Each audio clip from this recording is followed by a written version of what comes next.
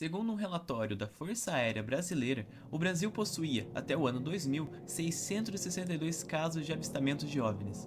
13 desses casos incluem também o contato direto com seres de outros planetas.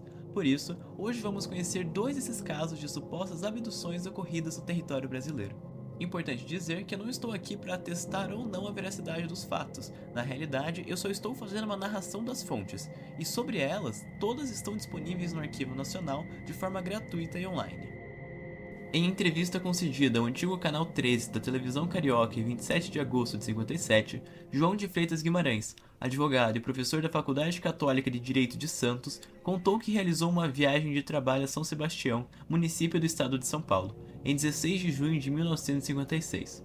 Chegando à cidade, se hospedou em um hotel e, após o jantar, pôs a caminhar na praia. Após algum tempo, do mar surgiu um grande objeto que pousou em sua frente, e de dentro dele saíram 3 homens usando macacões verdes que se comunicaram com ele por telepatia e o convidaram a entrar na nave.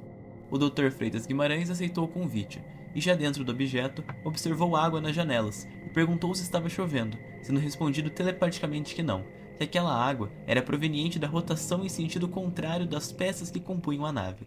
O objeto decolou, passou por uma região escura e depois por uma com astros luminosos, para então passar por uma camada violeta. Foi-lhe dito por telepatia, como todas as outras vezes, que estavam deixando a atmosfera da Terra, e depois de 30 a 40 minutos, o objeto retornou ao planeta.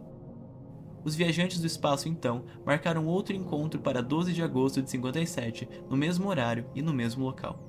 O Dr. Guimarães, contudo, não compareceu, pois depois de voltar de viagem, começou a contar essa história para inúmeras pessoas, e por ser um advogado de certa importância, conseguiu tornar a história famosa. Após as divulgações feitas pelo Dr. Freitas Guimarães, a mídia, assim como várias outras pessoas, começaram a procurá-lo para entrevistas e coisas afim, tendo várias matérias em jornais da época sobre o caso. A família do advogado evitou falar sobre o ocorrido devido ao grande assédio sofrido por curiosos e pela mídia, sempre interessados na história do brasileiro abduzido por extraterrestres.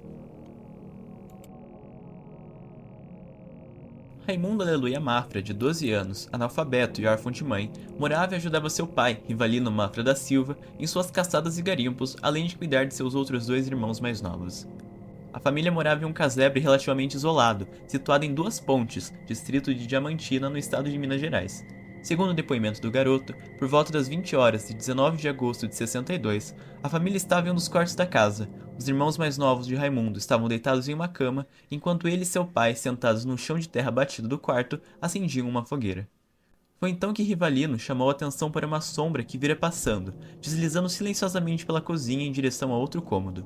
A sombra foi descrita tendo 4 pernas e parecia com um homem engatinhando que pareceu observá-los. Assustado, Rivalino andou até a porta, mas provavelmente devido ao medo, não pôde ir ao próximo cômodo, ficando estático e então voltando para o quarto. Nem ele nem seu filho conseguiram dormir, e mais tarde puderam-se ouvir vozes grossas e enroladas chamando por Rivalino, dizendo que ele seria morto assim que saísse de casa. Às 6 da manhã do dia seguinte, Raimundo saía de casa para buscar a montaria de seu pai, quando encontrou na porta da cozinha 2 pequenos objetos de formato ovalado, medindo 40 e 50 centímetros de diâmetro, um completamente preto e o outro rajado de branco e preto. Possuindo os 2 um pequeno apêndice, levando o menino a pensar inclusive que fossem tatus, mas percebendo que os apêndices apontavam para a porta, ou seja, para ele, chamou seu pai, que foi ver o que estava acontecendo, e ao ver os objetos, orientou Raimundo que não se aproximasse, mas que também não tivesse medo, pois ele iria chegar perto para ver o que era.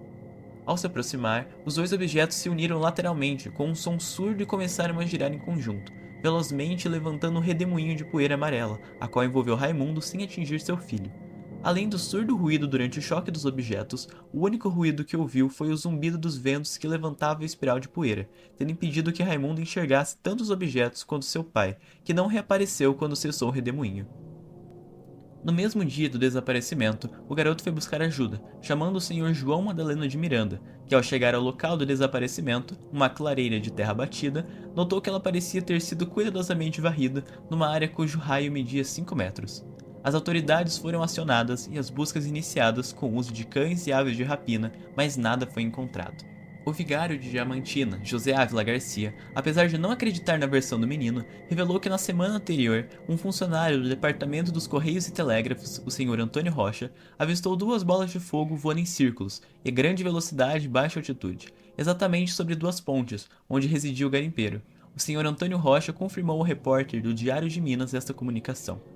Ao estado de Rivalino só foi encontrado em 10 de março de 63, próximo à sua residência, mas em local de difícil acesso. Entretanto, apesar dos jornais noticiarem o fim do mistério, o Centro de Investigações de Objetos Aéreos Não Identificados apontou as duas hipóteses convencionais. Ou Rivalino planejou sua fuga, ou foi sequestrado. Em ambos os casos, o garoto serviria como um álibi, de qualquer forma, ele estaria colocando em risco a própria segurança. Além disso, o documento ainda diz: se a história do menino é inteiramente fruto de delírio e alucinação, como explicar que o exame psiquiátrico não tenha revelado sintomas correspondentes? Como explicar que o menino tenha projetado no ambiente conteúdo intrapsíquicos de implicações tecnológicas tão avançadas e relativas a um tipo de fenômeno do qual jamais ouvira falar? Outro ponto a explicar é a presença de objetos aéreos não identificados nas proximidades da casebre de Rivalino uma semana antes do seu desaparecimento, assim como a extraordinária varredura do terreiro onde ele ocorreu. Quanto ao esqueleto encontrado, se encontrado, que tipo de exame possibilita relacioná-lo a Rivalino? Se a ossada foi descoberta perto de sua moradia 6 meses depois, como se explica que seu cadáver não fosse encontrado após dias de buscas minuciosas, enquanto devorado por urubus e outros animais necrófagos? O cadáver não seria consumido por animais se estivesse enterrado, mas então o prazo de 6 meses seria insuficiente para que se resgatasse apenas o esqueleto limpo. Caso esse seja realmente de Rivalino, resta a hipótese de que sua carne tenha sido consumida de tal forma e quase instantânea por meios não convencionais. Parece, portanto, que no caso Duas Pontes, tudo resta a explicar. Então é isso, gente. Muito obrigado por terem assistido até agora. Não se esqueça de dar o like e se inscrever no canal para acompanhar os próximos vídeos. E é isso. Muito obrigado novamente e até mais.